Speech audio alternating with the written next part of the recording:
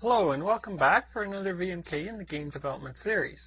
In this VMK we're going to take the GUIList control that we finished creating in the previous VMK and actually implement it inside of our game engine so that we'll be able to see the list on the screen, as well as we'll fill it in with some default data that we can scroll up and down just to make sure everything's working properly. Now the reason why we're going to need this GUIList is because we're going to add the functionality into the game that lets the user change the keyboard mapping inside of the game. So for instance, before the player starts playing the game, they can go into the options menu and basically map out how they want to control the character in the game. So maybe instead of using the WSAD key to move forward, back, left, and right, maybe they want to use 4 different keys on the keyboard. So we're going to be using this GUIList to list out each of the controls that the user will have in the game, and then the second column of data inside of the list is going to represent which key is currently mapped to that specific control. And then we're going to go in and write the code to implement all the interactions between these new key mappings within the game engine. But that's getting ahead of ourselves. We're going to handle all of that work in the next VMK. In this VMK, we're just going to get the GUIList showing up inside of the game engine, and we're going to be able to navigate to it and away from it using a button to go into this screen and then a back button to come out of this screen. So let's jump into our code, and we left off last time by implementing this GUIList header file as well as the CPP. But the thing we forgot to do is actually compile our code to see whether we made any mistakes. And there were a few mistakes that we never corrected, and they're listed over here. You'll notice that inside of this code, I'm using vertex 2 quite a bit, and because of that, I wanted to add a plus operator as well as a minus operator just to make things a little bit easier for me when writing the code. Because of that, we need to go into our, I think it's object lib, yeah. So inside here, vertex 2, we need to add the plus operator and the minus operator into this class. So let's go ahead and do that. So in here, I'm going to define 2 inline functions, operator plus and operator minus. And down here, after the class definition, vertex 2, let's add in the following code. The plus operator, we're passing in an address to a vertex 2, and we're going to be returning a vertex 2. When adding 2 vertices, all we need to do is add each of the components together. So here we're taking our own X component, or we're adding it to this vertex X component, and then we're adding the Y component to this guy's Y component. We're using those 2 values to generate a new vertex 2, which we then return. Same sort of thing with the minus operator, but this time here we're taking ourselves and subtracting whatever's getting passed into here. So let's save that, and actually let's go into our vertex2.cpp and compile him, make sure that that's okay, and then we'll go back into here and try to compile our GUIList. There's one other typo here. This should be a capital P rather than a lowercase p, so just correct that. And now we can do a clean build. Let's just go under build, clean solution. This is going to clean all of our 4 solutions, or 4 projects within our solution, and then just do a build.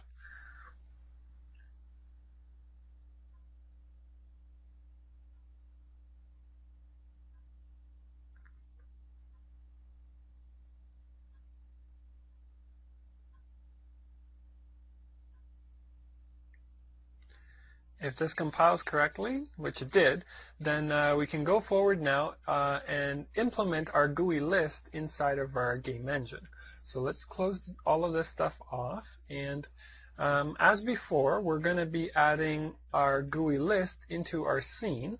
So we'll need to open up our scene class, and we're going to define it inside of our initialize. And before we do that though, let's go into our scene header file. And at the top here, with all the other GUI elements, let's include GUIList.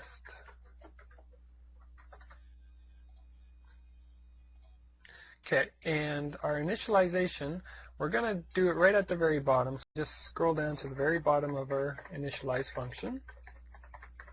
This is getting pretty long now. It's down here somewhere. Here it is. As a matter of fact, I'm going to put a bookmark here so that I can get to it a little bit faster anytime I need to. Okay. Actually, before we go and implement some stuff here, let's go back into PaintShop Pro to refresh our memory what we're doing here. We're going to be going into our game state options, and from here we're going to be adding in a new button that allows us to go into this state here. And this state is going to be our game state key map. So this is where our GUIList is going to show up that allows you to specify the mapping between actions inside of the game and key presses that the user can do. This guy here is going to have a back button to return back to game state options, but we're also going to add a similar button inside of game state pause options to go into this game state key press as well, so that you can change the key pressing while the game is playing, or you can change it before you actually start playing the game. So we're going to have two entry points into this single game state located here. So to do that, we need to open up core.h and implement some new states.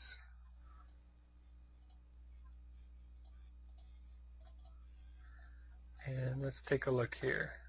Okay, here's our game state. So right after pause options, add the following. We have game state key map.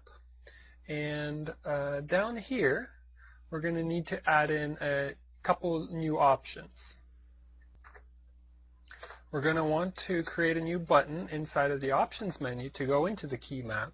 So we're going to define that ID number here. And we also want a similar one if we're inside of the GUI pause options.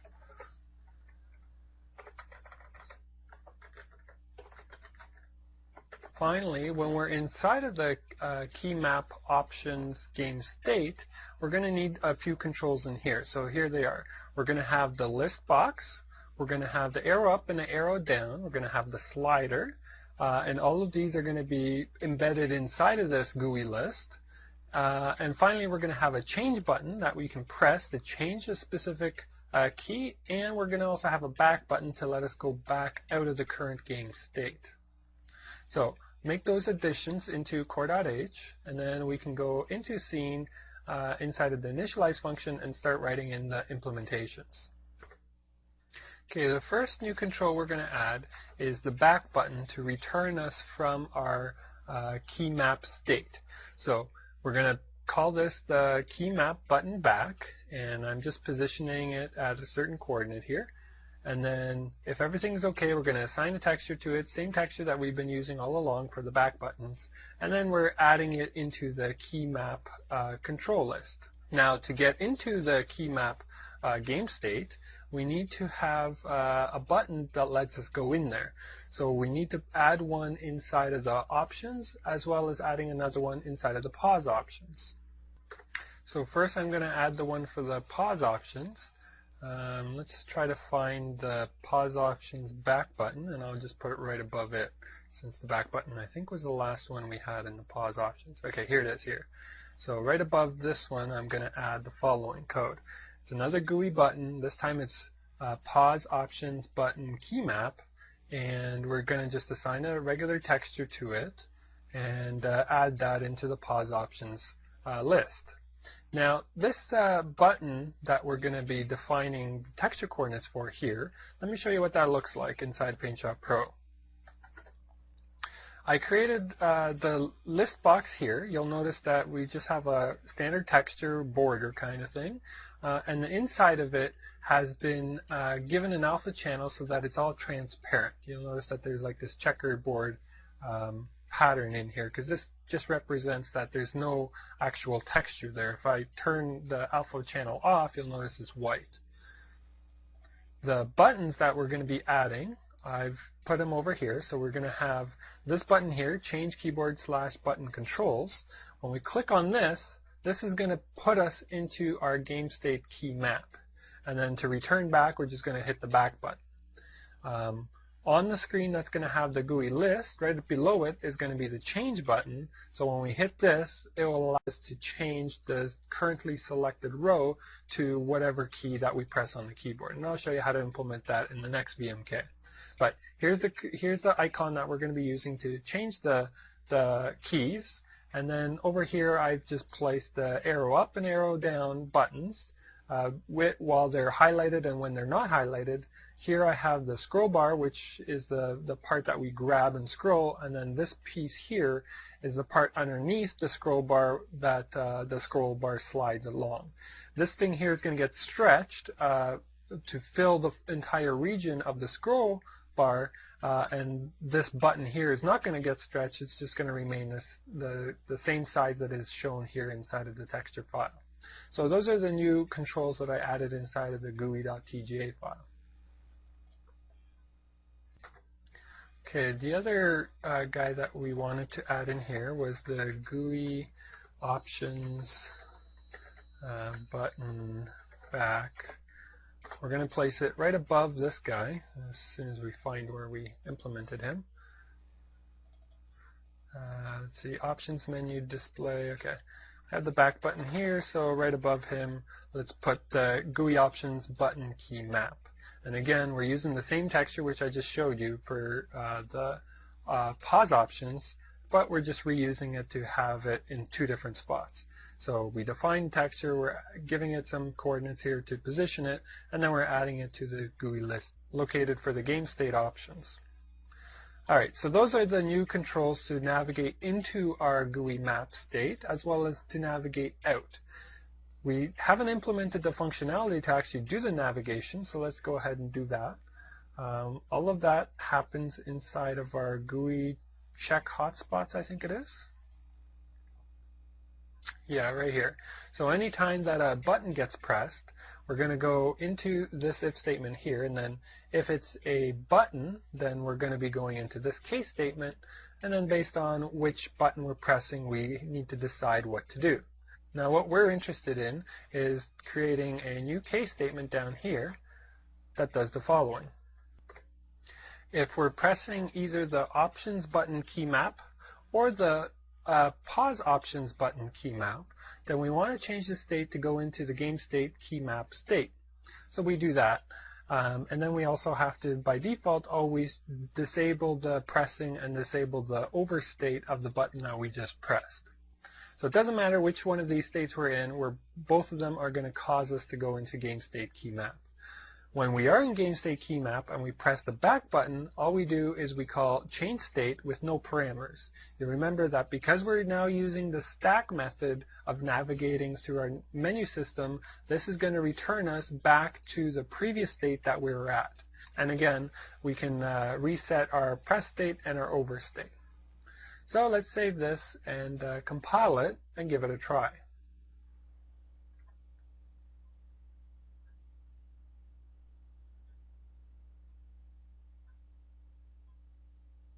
Everything needs to recompile now because we've added some extra states into core.h, so that's why it took a little bit longer to compile. Looks like we missed something here, so let's just take a look at what the error is. Error handler, set error. I think again I'm messing up the states. Yeah, should be a capital S on these guys. So let's just quickly change that.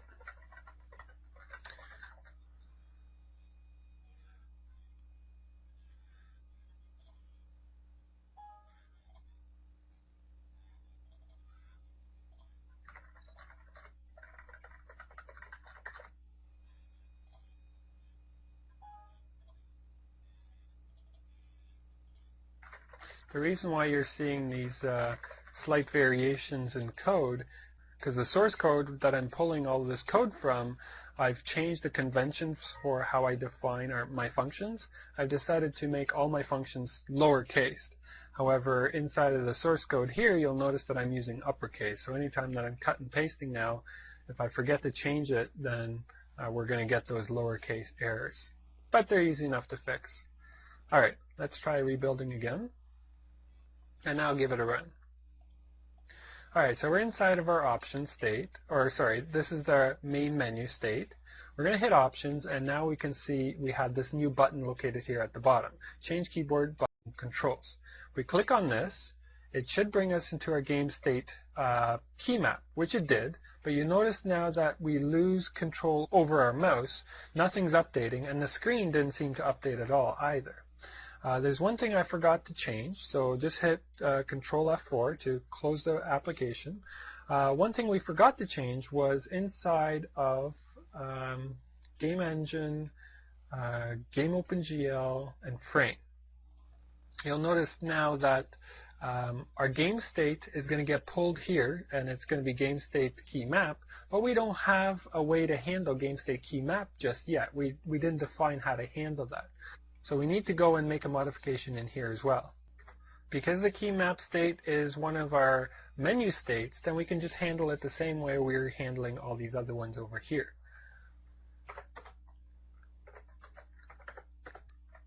So I'll just add case game state key map, and let's rebuild and try this. Options, click on the button. Okay, now notice that we get a black screen, we have our cursor working, and of course our console is working fine as well. And when we hit back button, we're back to our options screen. And now we can go back and start a new game. I've taken that model out, so it's going to give us an error. But we're now playing our game. Well, not very fun right yet, because all it has is just a green square on the ground there. But if I hit the escape key, we'll get our pause options menu. If we go into the options screen here, you'll notice that we have this new button, change keyboard button controls. And again, if I click on this, we go into this game state key map, and again, it doesn't have anything in here just yet, but when I hit the back button, it brings us back to our pause options, which are these controls over here. And again, I can hit back, hit exit menu, and back options, and this one. So no matter which way I go in and out of that game state, I'll always return back to the correct state that we're supposed to be in.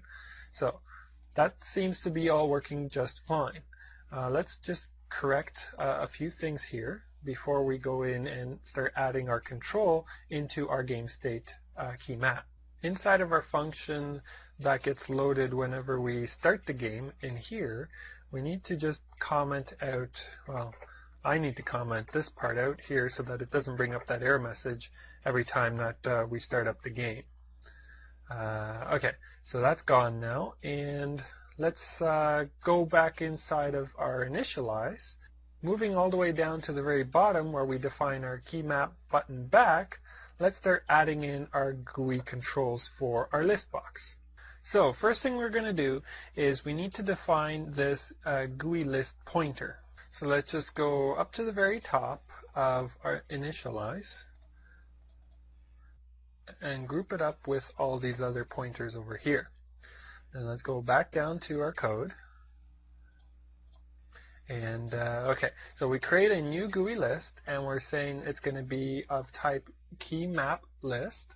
We give it some positions, some sizes, as well as some offsets, and some other parameters here like the color of the background and the color of the highlighted item. And we're saying that the GUI ID is the texture ID number that we're using for that GUI.tga file. And finally, we're passing in the UI max size, which is that same value we've been using all along. Then we go in and assign some textures to this GUI list. So we're saying this is the main part, this is the border around our list box, and here are the coordinates of our bottom left and top right hand corner for our texture. We then need to define a format for each column. In other words, how many pixels wide are each of the columns going to be? I've specified here to use 115 pixels for the first column and 75 pixels for the second column. Then we go in and specify which fonts we want to use for each column. I'm only going to specify one font to be used for all the columns, so I only push back this UI small ID value. This is the font ID number for the small font that we've been using up till now. If you want to use different fonts for the other columns, you would also have to push on some additional font ID numbers here. I want to specify different colors for each column. So for the first column, it's going to be sort of this grayish color, and for the second column, it's going to be this yellow color specified here. We then assign all the values that we've just defined here to all the columns inside of our list. So we pass in vWidth, vFonts, and vColors. Okay, the next thing that we do is we need to specify what is going to be visible on each row inside of our list. So I create this std vector of std strings, and I call it VList. This is going to be a container that holds all the string data for every single row. What I'm going to do for now is just type in row, and then it's going to have a number, and then for the second column it's going to have data and then a number. So I'm just going to fill in 23 rows of data in here, and the way we do that is using this for loop. We just go from 1 to less than 24, which is 23. Each time through we clear this list.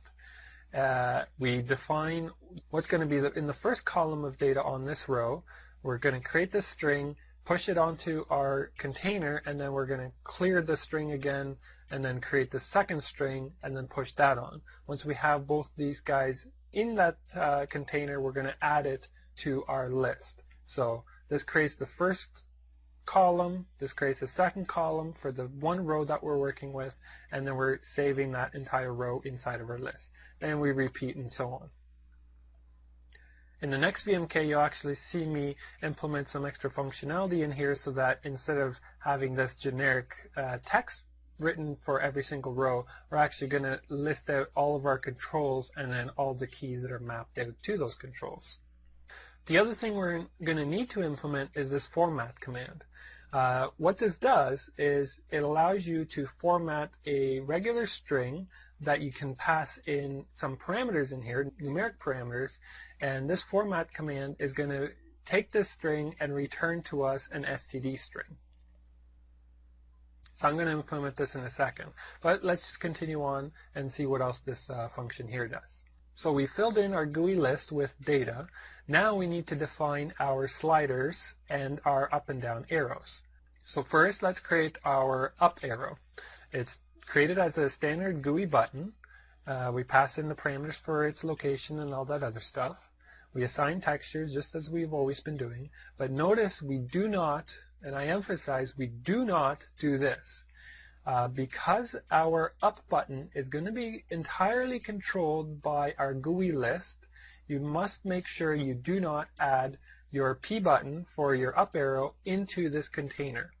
Then what I need to do is create a second button. So I have this thing here called P button 2. Let's just put a bookmark here, and we need to go back up to the top of initialize and define this P button 2. Like so. Now, let's going back to our code. So we have P button 2 here. We define our arrow down button. Again, fill in all the information for the textures and stuff. And again, we do not push that second button onto our list, which contains all of our controls. We do not do this. Finally, we create our slider. This is the guy that we're going to be using for our sliding up and down whenever we have more text items inside of our list. The way we define it is the following. Standard parameters, basically location, size, and all that other stuff. 32 is half of the height of our scroll bar. And then finally, our full range of motion between the scroll bar needs to be defined between 0 and 1. And the default value is 1 because the scroll bar is going to be located at the very top of the list initially. So after defining all those parameters for the slider, we assign a texture, and again, we do not push the slider onto our list. So the two buttons, the up and down button and the slider, are not inside of this container. The way we handle them is we take those three parameters, the button up, the button down, and the slider, and we pass them into this function addSlider, which is part of our GUIList. Once we do this, now our GUIList is responsible for cleaning up these buttons whenever the GUIList gets destroyed. And the GUIList, you do need to pass into our container for all the controls. So this is the only thing that gets passed inside of GameState_keyMap. These other guys do not get passed in there. If you do pass these guys in here, then you'll notice that your program will crash whenever you go through the destructor on this guy, because you'd be cleaning up these controls twice, and you don't want to do that. Alright, the only other thing we need to add to the keymap state, the button that lets you change the state of each of the rows that are going to be inside of the list box. So I create this guy here, keymap button change, position him, add some textures to him, and then add him to the list. So let's save that, and the only thing we need to implement is this format function. This format function is a general utility function that we'll want to have access to it in possibly many different spots. So I'm going to put it inside of core.h. Let's just go scrolling up to the top here, find a good place to put it. Structures below, structures above, function prototypes below. Let's put it in here then. So format's a character string and returns std string variable that is equivalent. So we're going to be passing in a constant character pointer to some text and then possibly some other parameters. We're going to create a buffer that's going to hold 1K of data, and we initialize that entire buffer to be null. Then using the va_list, va_start, and va_end, we're parsing this data that gets passed into here and placing it all inside of the buffer that we've allocated some memory up to here. Finally, we take that data, that's a character array, and we're going to construct this std string by passing that buffer into its constructor. This will give us this string, which is an std string, and then we're just returning this guy out of this function so that we have an std string based on whatever got passed in. So it's pretty simple. So back inside of scene.cpp, let's go and compile this. And wow, that worked. So let's build it and give it a try. Again, because we've changed core.h, the compiler is going to have to recompile everything that uses core.h to see if there were any errors. And it looks like something got messed up. Let's just open this up.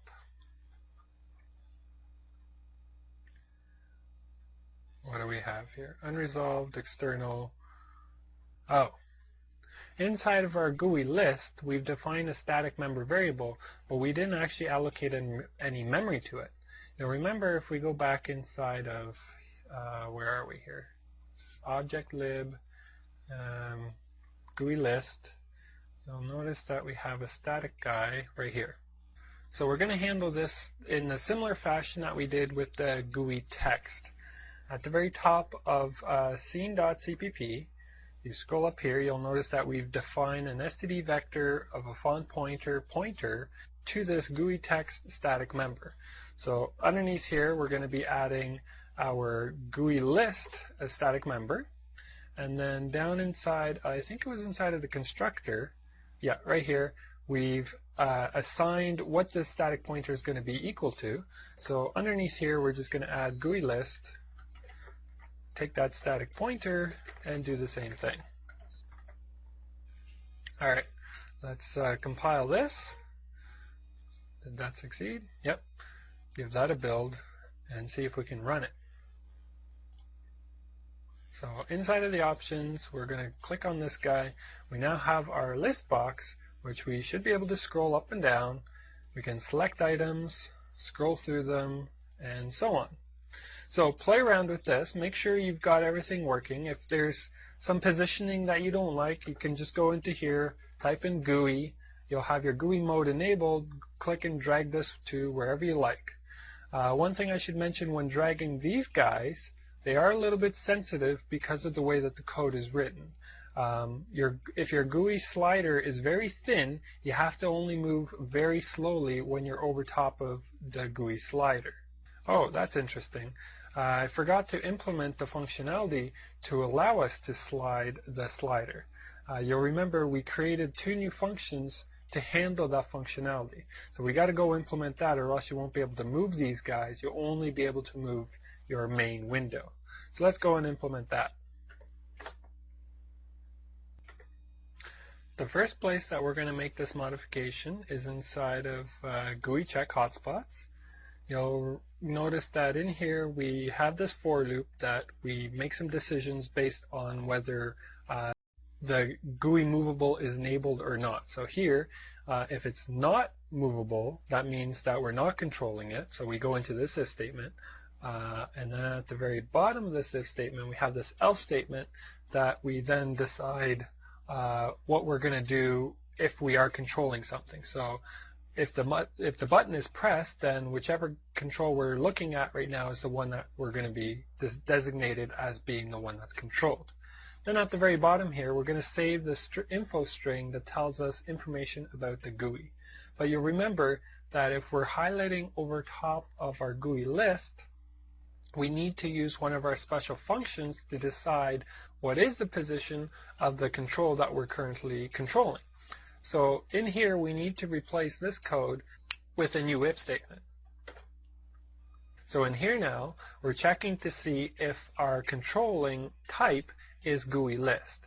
If it is, then we need to call getGUICoordinate, and we're passing in the mouse's x, mouse's y, and then fx, fy. Those guys are just floating point numbers that I've defined up above.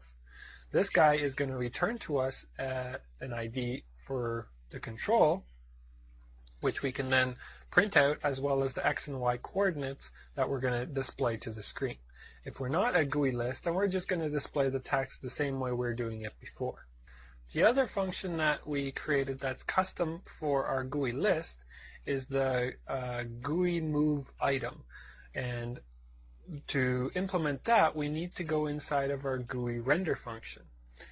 Inside here at the very top, we are initializing all the states of specific controls whenever we go into a specific game state. So we don't need to change anything in there. But in here, we need to update any GUI items that are currently under control. So if the controlling item is a radio button, we're going into here.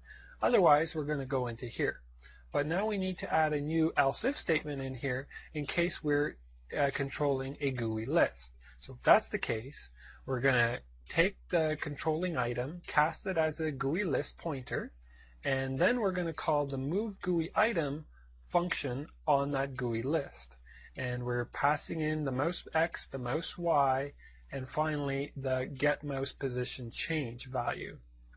This is that vector that tells us how far we need to change the specific GUI control that the mouse is currently over top of. And then finally we just call set GUI position, and then we're done. So now if we were to compile this, if I didn't make any typos, oh, looks like I did. Let's see here, these are probably capital G's are my guess. Yep. And looks like we have a capital here as well.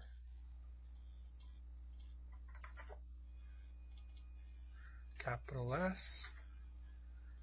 And then some more capitals over here.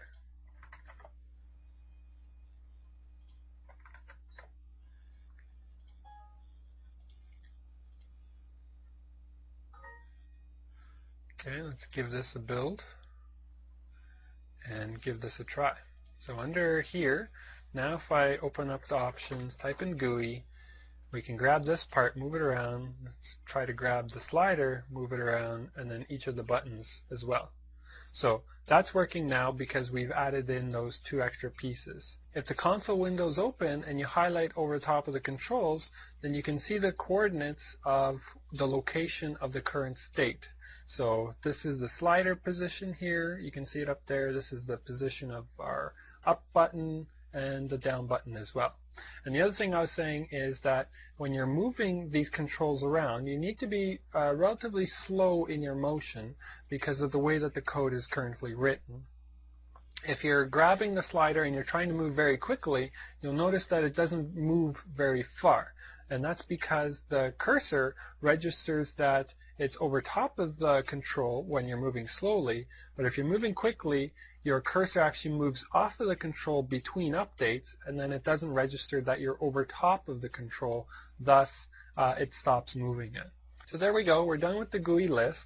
Play around with it, make sure that you understand how everything's working, and then when you're confident everything's working fine, come back for the next VMK where we're going to use this list box to implement a method so that we can customize the action keys within the game.